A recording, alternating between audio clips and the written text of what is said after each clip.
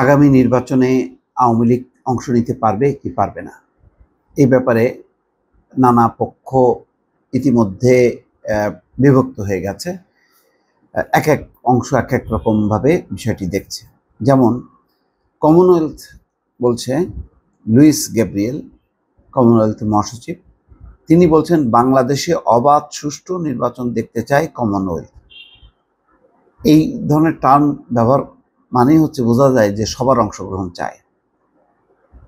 কিন্তু সার্জিস আলম, বৈষম্য বিরোধী ছাত্র আন্দোলনের অন্যতম সমন্বয়ক, তিনি বলছেন গণহত্যার বিচারের পূর্বে আওয়ামী লীগকে কোনো নির্বাচনে অংশগ্রহণ করতে দেব না। অন্যদিকে দ্য হিন্দু ভারতীয় গণমাধ্যমকে ডক্টর ইউনূস বলছেন আওয়ামী লীগের অংশগ্রহণে আপত্তি নেই, সবাইকে নির্বাচনে চায় বিএনপি। অর্থাৎ বিএনপির মতো প্রধান একটি রাজনৈতিক দল, তাদের মতকে উপেক্ষা করা যাবে না। তারা চায় যে আওয়ামী লীগের অংশগ্রহণে তাদের কোনো আপত্তি নেই। তাহলে সার্জিস আলম বলছে গণহত্যার বিচারের পূর্বে। তো গণহত্যার বিচার তো আর খুব, এটা তো একটা লেংদি প্রসেস। এটা তো এমন না যে 2-4-5 মাসে হবে, হয়তো 1 বছর পরে এটা রায় হবে। এবং সেই আওয়ামী লীগের কতজনকে পুরো বিচার প্রক্রিয়া শেষ করতে এটা লম্বা সময় লাগবে। এর মধ্যে তো আর নির্বাচন বসে থাকবে না। তাহলে বিচার যদি সম্পন্ন না হয়, তার সাথে যদি নির্বাচনটা সংযুক্ত হয়ে যায়, তাহলে তো আওয়ামী লীগের নির্বাচনে অংশ নেওয়ার কোনো সুযোগ নেই। কিন্তু আওয়ামী লীগ যদি নির্বাচনে অংশ না নেয়, তাহলে কমনওয়েলথ সহ পশ্চিমা দেশ রাষ্ট্রগুলো তারা কিভাবে নেবে? তারা কি সাপোর্ট করবে কি করবে না? এটা একটা দর্শক প্রশ্ন। আমি একটু কমনওয়েলথের যেই মহাসচিব কি বলছেন দেখি। তিনি বলছেন, সহকারী মহাসচিব, বাংলাদেশে একটি অবাধ সুষ্ঠু ও নিরপেক্ষ নির্বাচন দেখতে চায় কমনওয়েলথ। মঙ্গলবার সকালে নির্বাচন কমিশন সচিবালয়ে নির্বাচন সংস্কার কমিশনের সদস্যদের সঙ্গে বৈঠক শেষে এই কথা বলেন সংস্থাটির সহকারী মহাসচিব এবং প্রতিনিধি দলের প্রধান অধ্যাপক লুইস গ্যাব্রিয়েল ফ্রান্সেসিস। এটা পরিষ্কার যে তিনি বলছেন যে গ্যাব্রিয়েল বলছেন যে খুব ভালো প্রশ্ন। আপনারা জানেন কমনওয়েলথ 2014 সালের নির্বাচনে পর্যবেক্ষণ করতে এসেছিল। আমরা পরিষ্কারভাবে মতামত দিয়েছি। আমরা 18 এবং 23 সালের নির্বাচনে আসিনি। একটি ছোট দল গত নির্বাচনে এসেছিল। আমরা সর্বদা কোনো দেশে আসি শিখতে, শুনতে এবং সংশ্লিষ্ট দেশের চাহিদা মোতাবেক সহায়তা করি। তো তারাও এবার সহযোগিতা করতে চায়, কিন্তু সেই নির্বাচনটা তো সবার অংশগ্রহণে হইতে হবে।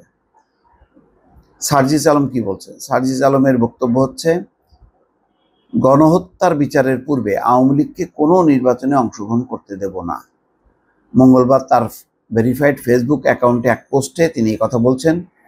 অভ্যুত্থানের হুঁশিয়ারি দিয়ে তিনি বলছেন প্রয়োজনে দ্বিতীয় অভ্যুত্থান হবে, আরও এক দফা অভ্যুত্থান হবে।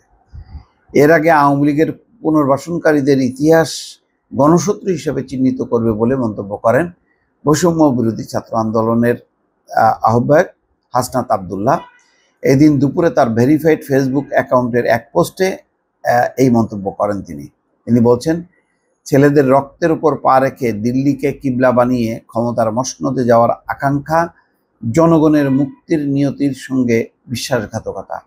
আওয়ামী পুনর্বাসনের জন্য যারা উদ্যোগ নেবে তাদেরকে ইতিহাস গণশত্রু হিসেবে চিহ্নিত করবে। খুবই কড়া বিবৃতি, বক্তব্য।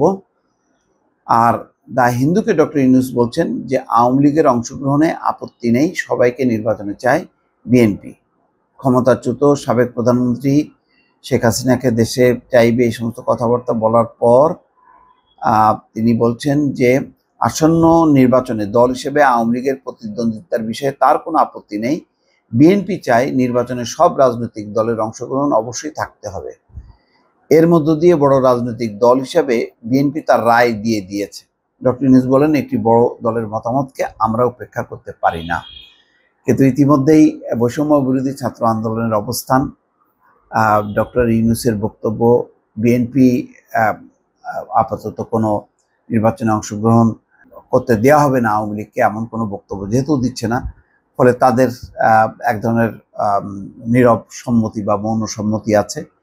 আর কমনওয়েলথ বা আরও অন্যান্য সংস্থাগুলো তো স্বাভাবিকভাবে চাইবে যে তারা সব দলের অংশগ্রহণে নির্বাচন হোক। ফলে আগামী নির্বাচনকে কেন্দ্র করে কোন দল অংশ নেবে বা নেবে না এগুলি নিয়ে একটা টানাপোড়েন যে চলবে, এটা পরিষ্কার দর্শক। ভালো থাকবেন। আল্লাহ হাফেজ।